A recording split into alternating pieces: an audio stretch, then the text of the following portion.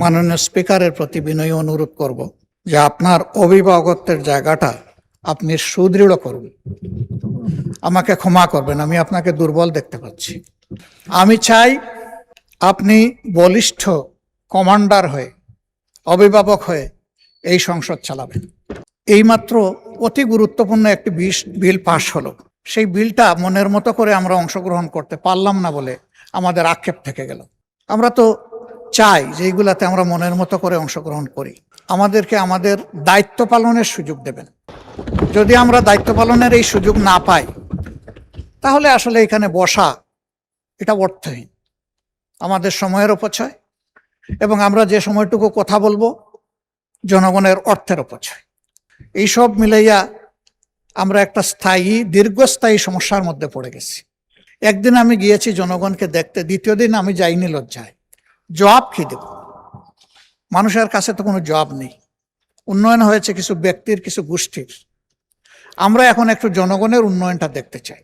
আমি প্রথমে মাননীয় বিরোধী দলের নেতা কে সমাপনী বক্তব্য রাখার জন্য আহ্বান জানাচ্ছি। মাননীয় বিরোধী দলের নেতা, ধন্যবাদ। মাননীয় স্পিকার, আপনাকে ধন্যবাদ। আলহামদুলিল্লাহ রাব্বিল আলামিন ওয়াসসালাতু ওয়াসসালামু আলা রাসূলিহিল কারীম ওয়া আলা আলিহি ওয়া সাহবিহি ওয়া আহলি বাইতি আজমাইন। আমি অতীতের মতোই গভীর শ্রদ্ধায় আমাদের দূর এবং সম্প্রতি ইতিহাসের সকল শহীদ, সকল যোদ্ধা এবং সকল আহত ও পঙ্গু ভাই বোনদেরকে স্মরণ করছি। যারা চলে গেছেন, মহান রবের দরবারে তাদের শাহাদত কামনা করছি। যারা বেঁচে আছেন তাদের সুস্থ দীর্ঘ জীবন কামনা করছি। আজকে যেহেতু মাগরিবের আগেই অধিবেশনটি শেষ হওয়ার আশা ব্যক্ত করা হয়েছে, এই জন্যে আমি আমার কথাগুলা সংক্ষেপেই শেষ করার চেষ্টা করব ইনশাআল্লাহ। প্রথমেই মাননীয় প্রধানমন্ত্রীকে ধন্যবাদ জ্ঞাপন করছি। এইমাত্র উত্থাপিত একটি প্রস্তাবে তিনি যেভাবে নিজের অভিপ্রায় ব্যক্ত করেছেন এবং আমার প্রস্তাবের জন্য আমাকে অভিনন্দিত করেছেন, আমি ধন্যবাদের সাথে তার কৃতজ্ঞতাও জ্ঞাপন করছি। এই মহান জাতীয় সংসদ একটি ব্যতিক্রমী সংসদ। আমরা সবসময় বলে আসছি এটি মজলুমের মিলন মেলা। এই সংসদটা যত সুন্দর হয়ে চলবে, বাংলাদেশের মানুষের অন্তর থেকে তত হতাশা দূর হবে,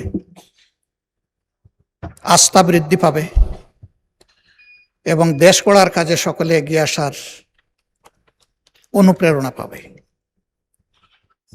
আমি এই মহান সংসদের অভিভাবক হিসাবে মাননীয় স্পিকারের প্রতি বিনয়ী অনুরোধ করব যে আপনার অভিভাবকত্বের জায়গাটা আপনি সুদৃঢ় করুন।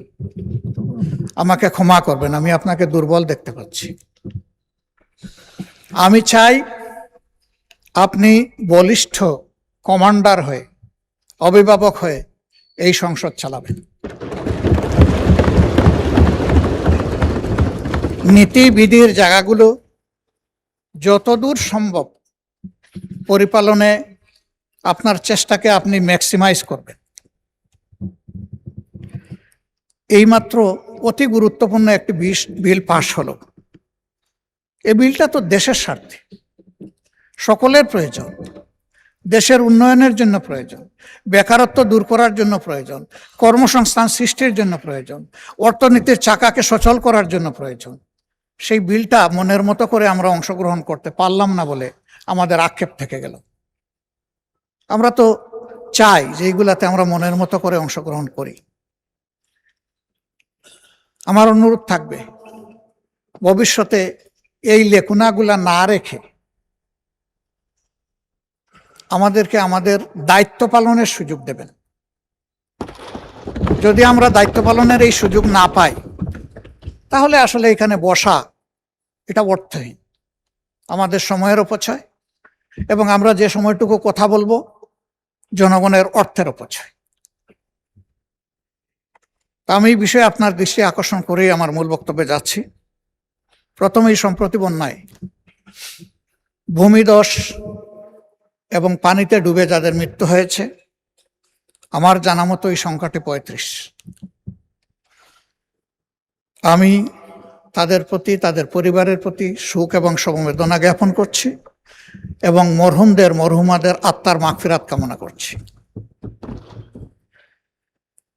এবারকার বন্যায় 4টি বিভাগ ক্ষতিগ্রস্ত হলেও সবচেয়ে ক্ষতিগ্রস্ত বিভাগের নাম হচ্ছে চট্টগ্রাম, এবং মানুষ যা মারা গিয়েছে ওখানে ওই একটা বিভাগেই সব। এই বিষয়ে সরকার ইতিমধ্যে গুরুত্ব দিয়েছেন, আরো গুরুত্ব দেওয়ার জন্য আমরা আহ্বান জানাই। বিশেষ করে যারা নিহত তাদের পরিবারকে বিশেষ কোনো সহযোগিতা আর্থিকভাবে দেওয়া যায় কিনা এ বিষয়টা কনসিডারেশনের জন্য মাননীয় প্রধানমন্ত্রী এবং অর্থমন্ত্রীকে আমি অনুরোধ করব।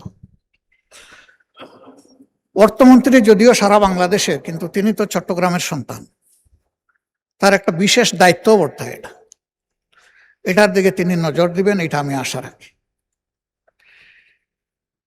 এর পাশাপাশি রাজধানী শহর ঢাকা, এটি আমাদের জন্য বেদনার এবং লজ্জার।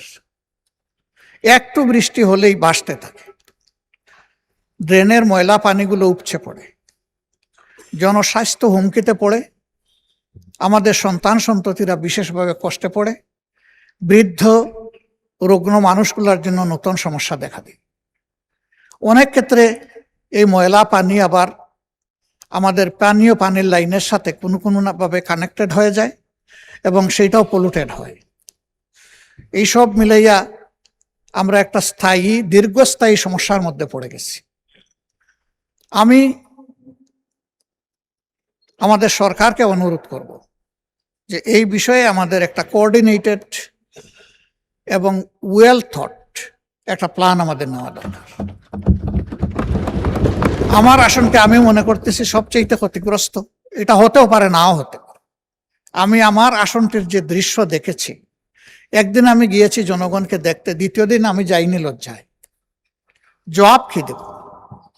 মানুষের কাছে তো কোনো জবাব নেই। তবে হ্যাঁ, এটা এই পার্লামেন্টের সৃষ্ট নয়, এই সরকারেরও সৃষ্ট নয়, এটা অতীতের সমস্ত জঞ্জাল এবং ঝামেলা জমে আজকে এই অবস্থায় আমার গিয়ে।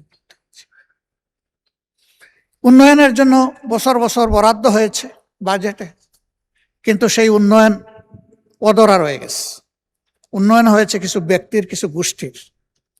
আমরা এখন একটু জনগণের উন্নয়নটা দেখতে চাই, জনগণের সমস্যার সমাধানটা হোক, সেটা আমরা দেখতে চাই।